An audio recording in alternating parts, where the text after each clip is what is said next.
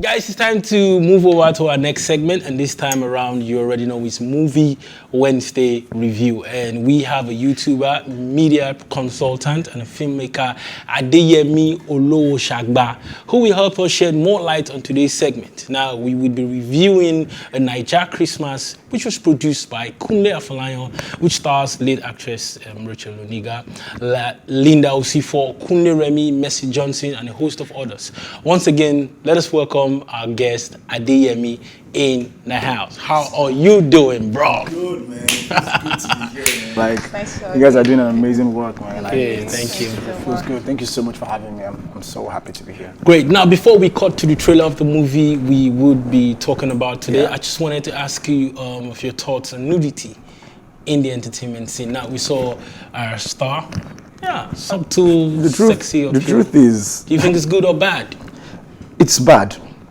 Do you understand? Now, it's bad when it's done intentionally. It's bad when it's all over the place. It's bad when we can tell that this is what you're trying to do. It's bad when the audience know that, oh, you're trying to, this is for clout. This is not because you have a good sound or a good music. If you're a true artist, if you're good at what you do, if the sound is there, you don't need to use any other thing to distract us.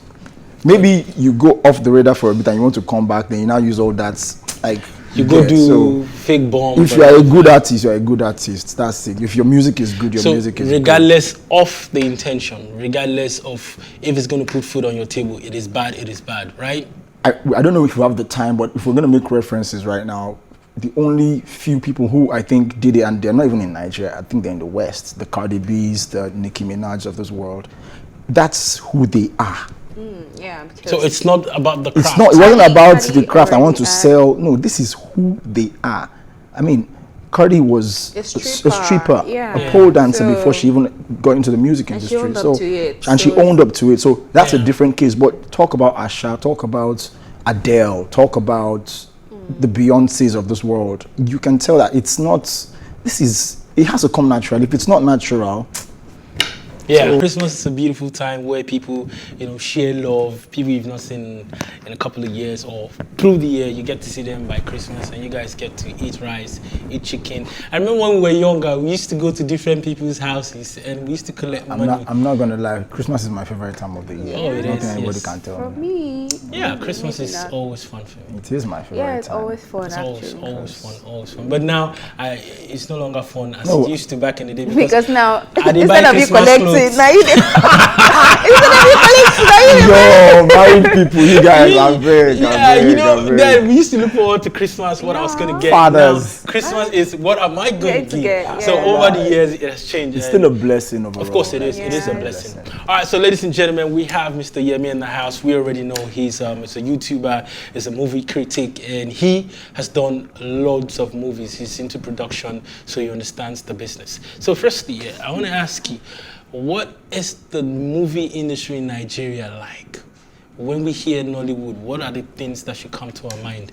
I mean, far back 2010, 2008. No, let's say far back. Yeah. Let's say far back 98, 99. That's way too much. No, it's not way too much because that's the days of the home videos where you used to go to rent DVDs, rent CDs to watch, rent VHS tapes to watch in the late 90s into the early 2000s. And the truth is that Nollywood has been ever since, and prior to that time there was a Nollywood. Yes. And the truth is, people don't know the work that goes into producing these films. You understand? People don't know the amount of sacrifices people make. People literally lose their lives, lose their livelihoods because they are trying to impress. They're not impress. They're trying to entertain. Yeah, that's the word. They're trying to entertain people. They're trying to make good content, good films. They know Nigerians love entertainment. They know Nigerians love watching good films. And every time you think of Nollywood, you think of the Nigerian story.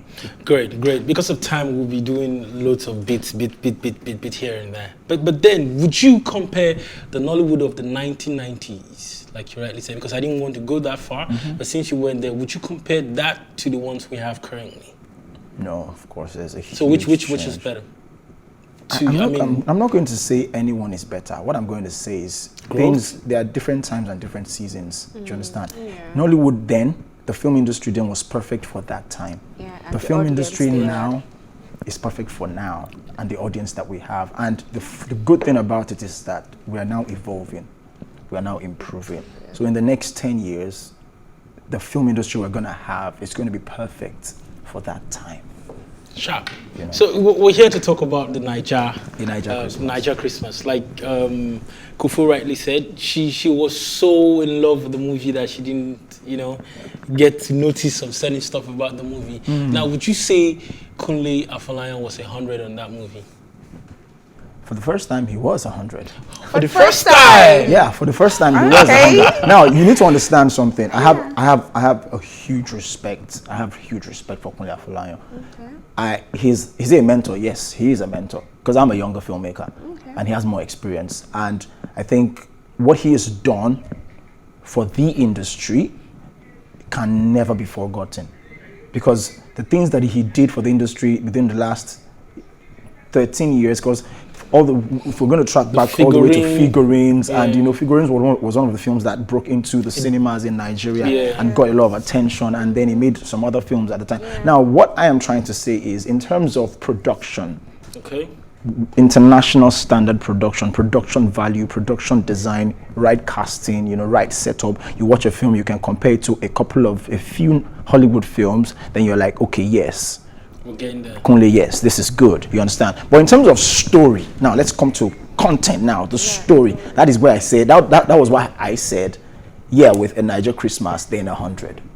Okay. Story-wise, prior to a Naija Christmas, he's always doing well, but it's always a case of 65, 70%. Okay, there's this big hole in a film. Okay, you're confused about something in this story. Why is this hole so deep? You get what I mean? But with a Naija Christmas, I said it in my review, I said he literally outdid himself.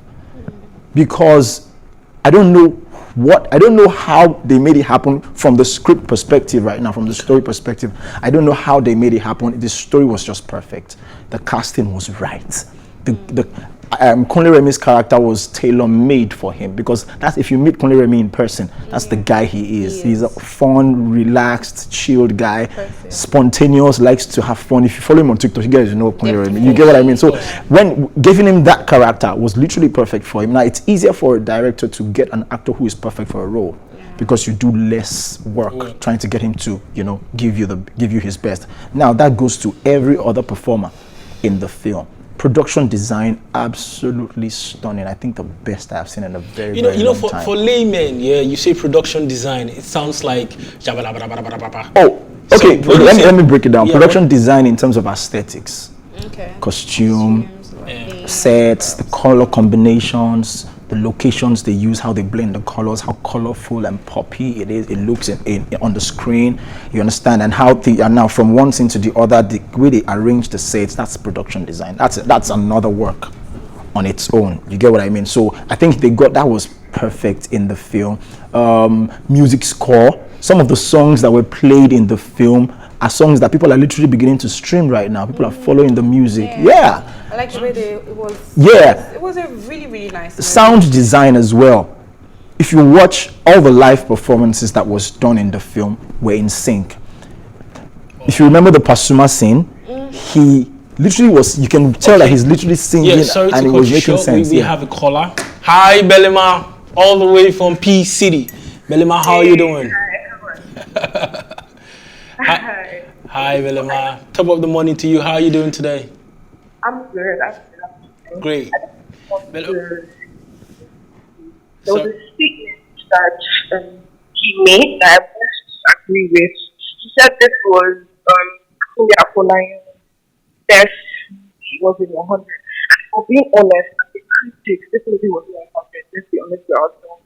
And second of all, it is the best work Kunle Afolayan has done. If you really have not watched Citation, October 1st, some epic movies that he has. Let's be honest, I get that we are over exaggerating, production and everything. I feel like we actually are, because we are honest and other movies that have been produced by Kunle Afolayan. Like this movie, I personally, yes, I have to credit for its design. It is I won't say well scripted. It's okay scripted. It's okay directed. Casted. Okay, fair enough. But this movie is not 100. done. So if we're being honest, it's very honest. But that's my. I couldn't hold back. I just had to go. I just. That's it. Yeah, thank you very much, Belima. That was really tough. Yeah, she said she agrees with you. Yeah, and this is like the first time. If you follow Nigerian films properly, if you're a film buff, yeah, that's the word. If you're a film buff, internationally, locally, if you're a true film buff. Oh, my bad. She disagreed rather. Oh, she disagrees with me that it is best work. Yeah, so far. My bad. Oh, okay. I think we couldn't really. Yeah, we couldn't really hear you clearly because at the time it was breaking. I think she made reference to October 1. 1st. Yeah, October 1st. Yes. She thought it was also great. See, the truth is that those films, I never said they were bad. If you listen to what I said, I never said they were bad. Because in terms of, I feel like comparing those films to some other films that came out, it was better. But I am saying, with the standard that he has created over the years, you always expect. The last time he made a romantic comedy was when he made Phone Swap. Phone Swap, yeah. You get, and that was also close to being good, but he also had these old holes. No, for me, Phone Swap, I didn't think I laughed. It was, if it was a comedy. Exactly. You get what I mean? Was zero for me. You get what I mean? Kulia Folayo's No, but it wasn't really a bad movie. I always like, no, it wasn't a bad movie. Do you get? But for Kulia Folayo, talking about the standards he has created and all, I feel the kind of movies Kulia Folayo is, he likes his things African.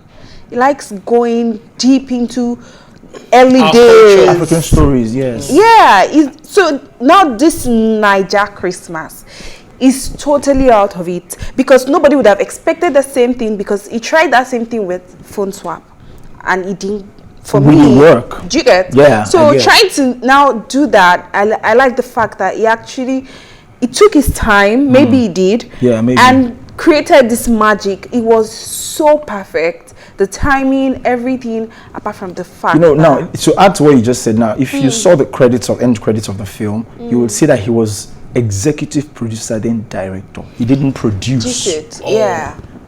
Do you understand? He was just executive producer and he literally focused on direct executive producer, maybe because of course he brought money in or he's like the big boss, it's his film and everything. But in terms of the core work, the process of scripting, producing, working with actors and everything, I think he outsourced it, and that was important.